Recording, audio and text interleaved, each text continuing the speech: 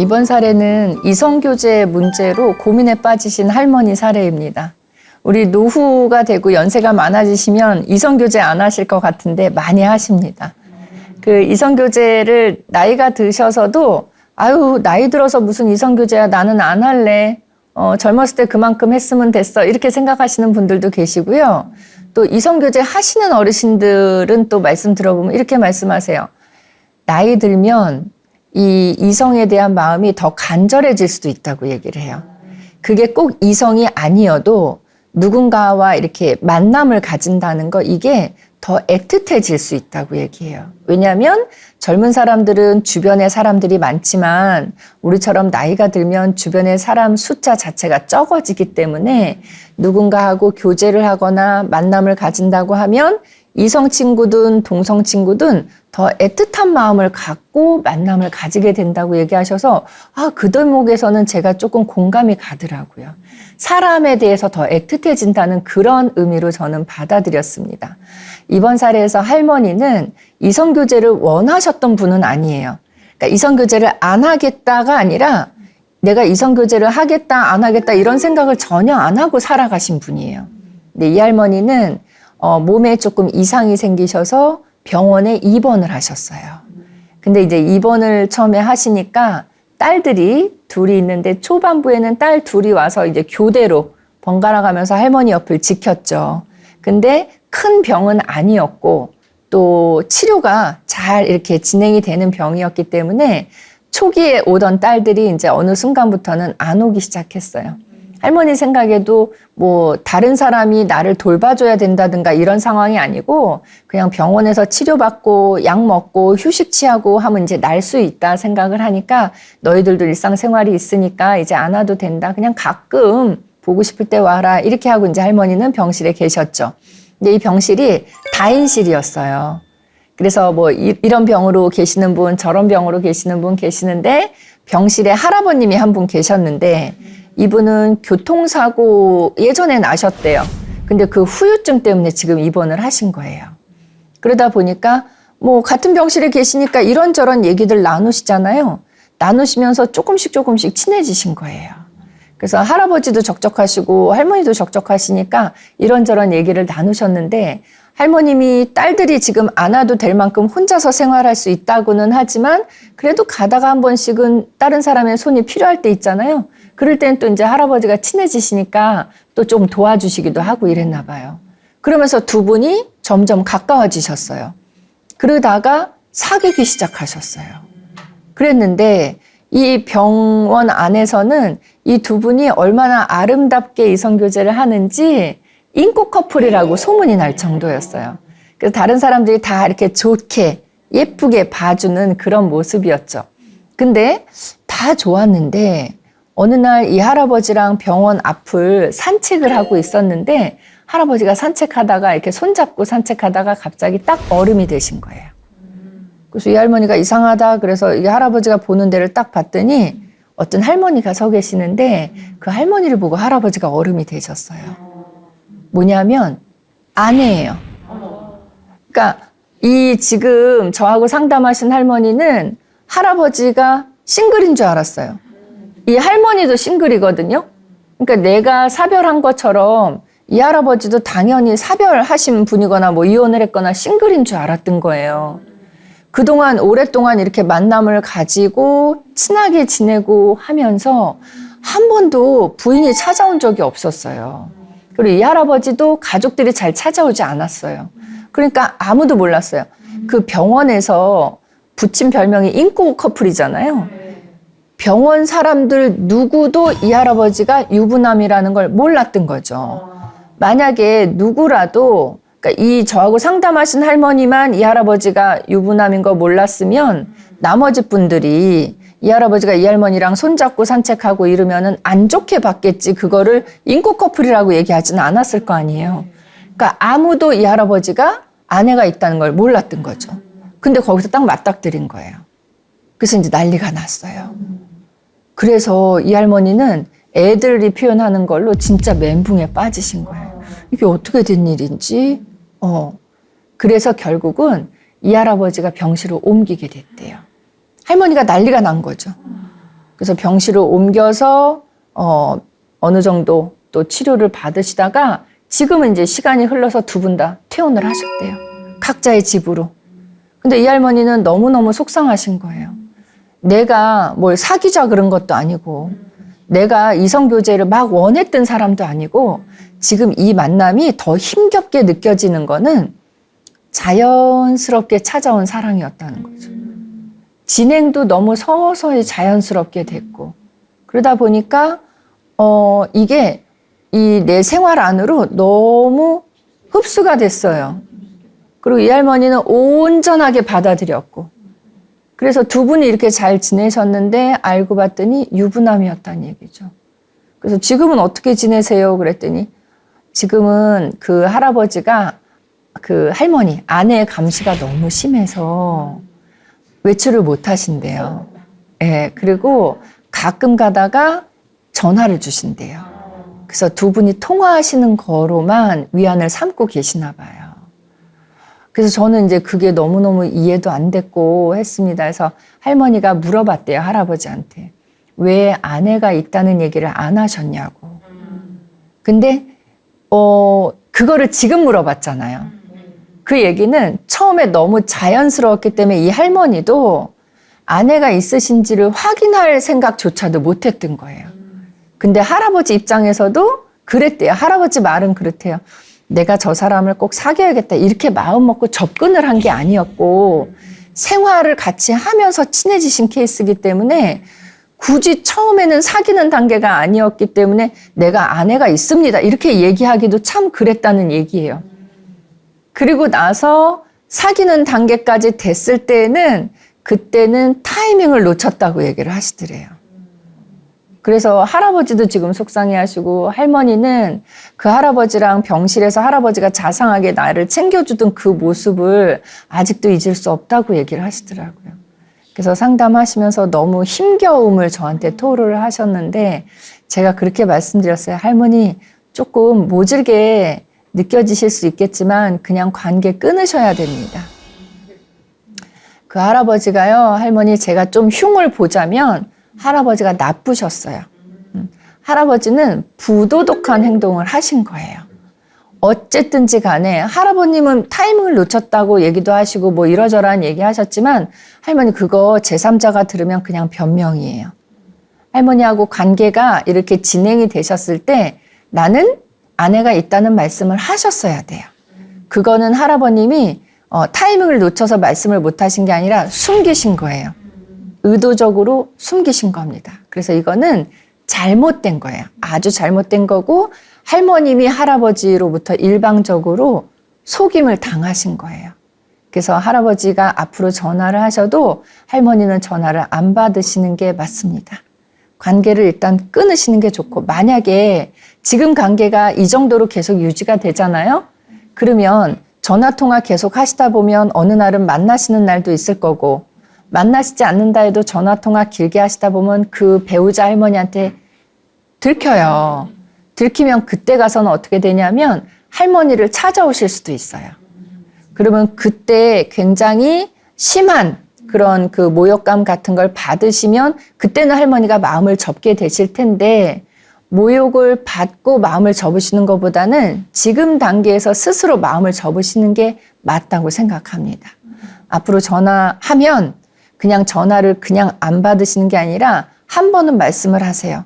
앞으로 전화하지 마시라고 똑바로 단호하게 거절의 의사를 밝히신 다음에 그 다음부터는 전화하시면 받으시면 안 됩니다.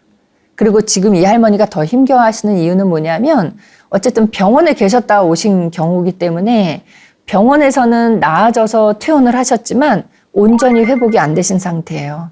우리 몸이 아프면 정신적으로도 힘들잖아요.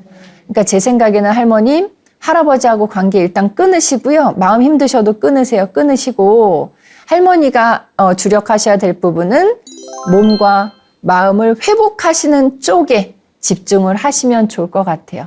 그리고 나서 몸도 마음도 회복이 되시면 그 다음에는 할머니 여가활동 즐기세요. 복지관에도 나가시고요. 또 친구들도 만나시고 이렇게 몸이 회복되신 다음에 여가활동 즐기시다 보면 훗날 또 이렇게 자연스러운 사랑은 찾아올 수도 있습니다. 근데 그때는 반드시 초기에 배우자 있으신지, 자녀는 어느 정도 되시는지 꼭 물어보시면서 만나세요. 우리 이렇게 심각한 단계에서 밝혀지거나 물어보는 것보다 초기 단계 때 아내하고는 어떻게 헤어지셨어요? 물어볼 수 있잖아요. 이렇게 슬쩍.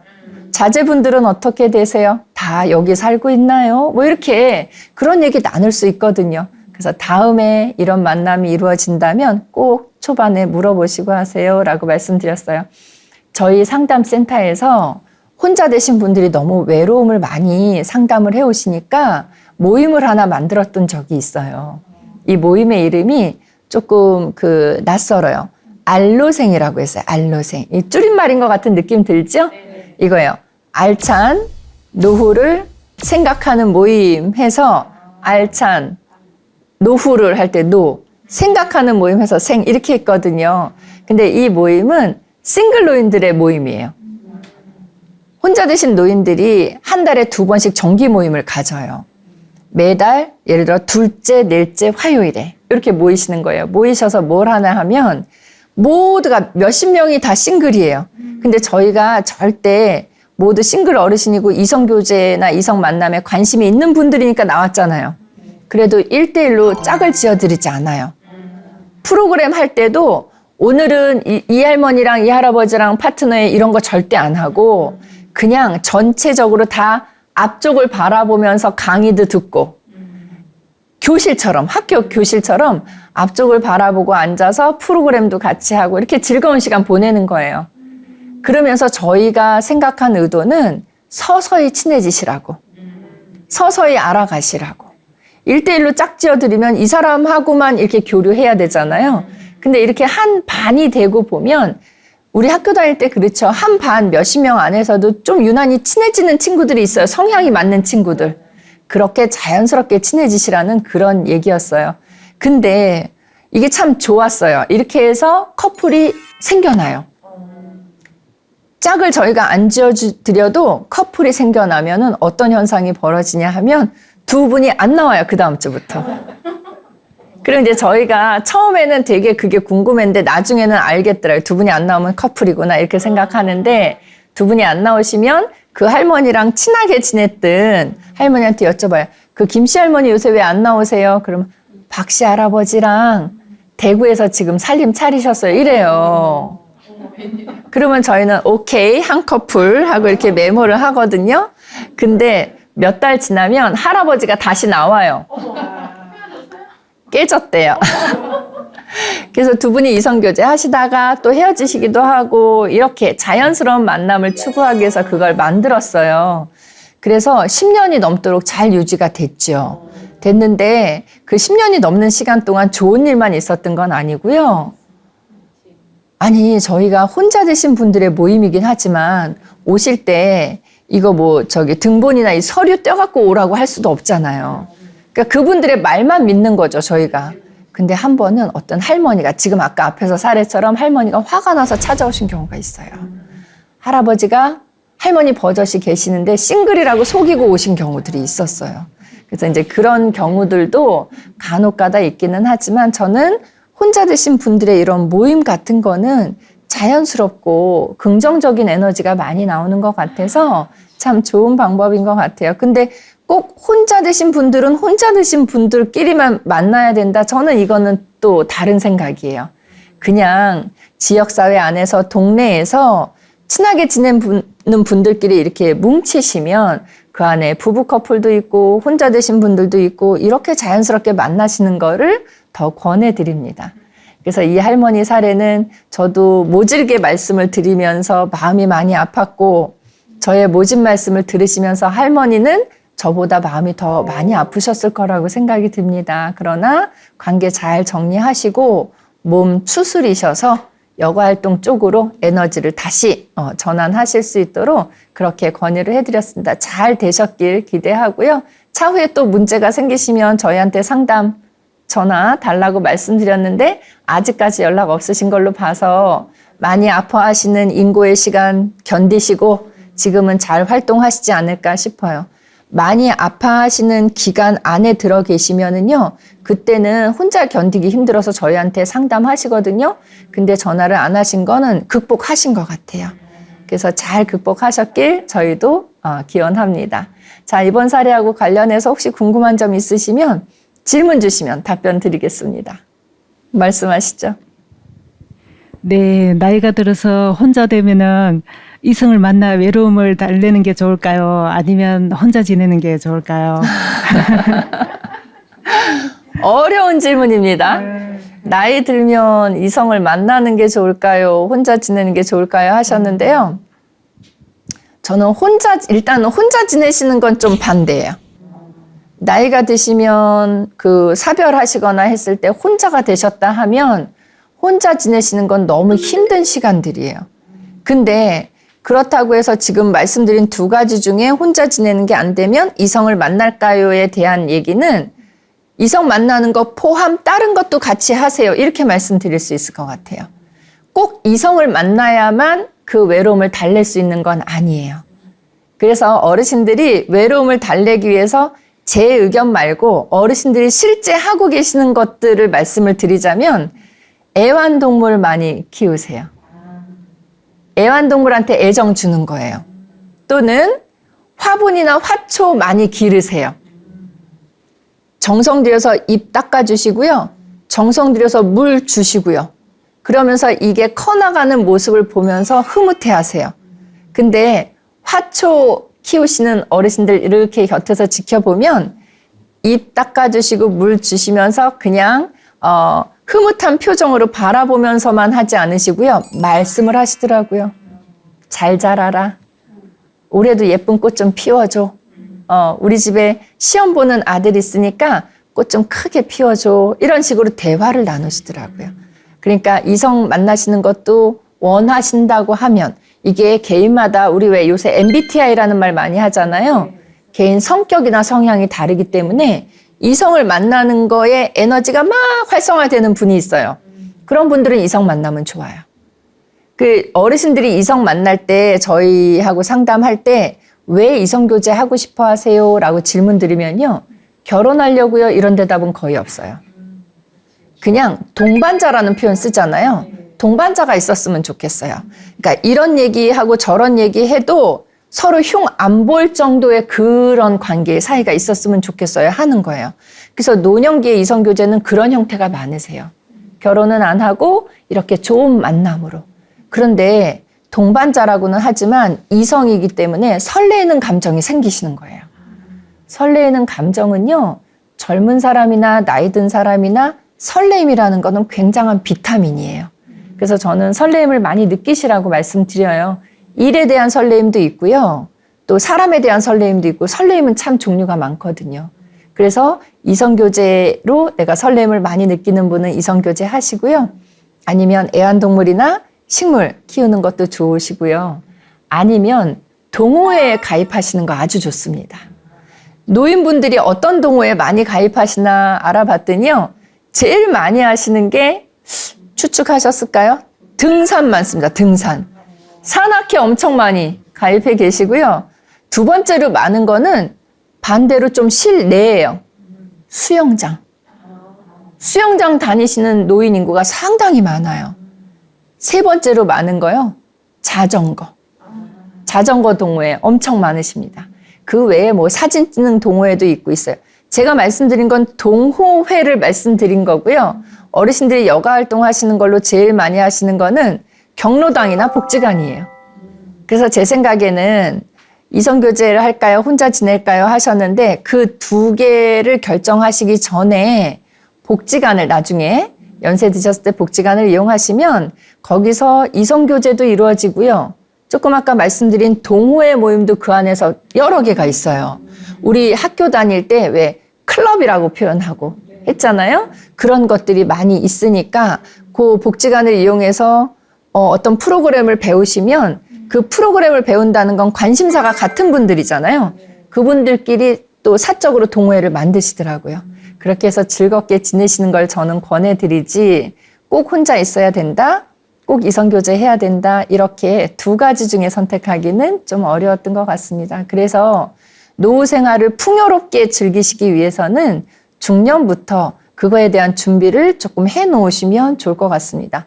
내가 노후 때 뭘 즐기고 싶은지, 만약에 나는 노후가 되면 진짜 이 좋은 가을이라든가 이런 거 만끽하기 위해서 풍경도 느끼고 하기 위해서 나는 자전거를 노후에 타고 싶다. 저 할머니, 할아버지처럼 그러면 그거를 노년기에 자전거를 배우실 생각하지 마시고 중년 때부터 자전거를 조금씩 타 놓으시면 노년기 때는 그거를 즐길 수 있을 정도의 수준은 되시니까 훨씬 더 유용하시지 않을까 하는 생각이에요.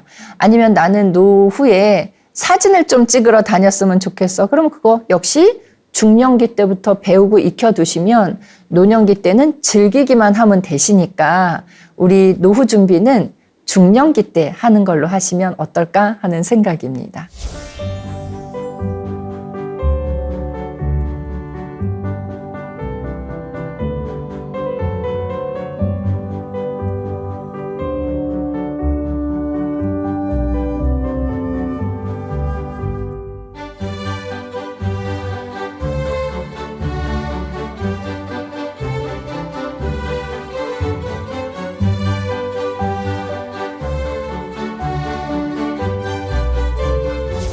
자, 오늘도 두 편의 사례를 통해서 어르신들의 모습을 함께 살펴봤고요. 다음 주에 또 다른 내용 갖고 찾아뵙겠습니다. 오늘도 감사합니다.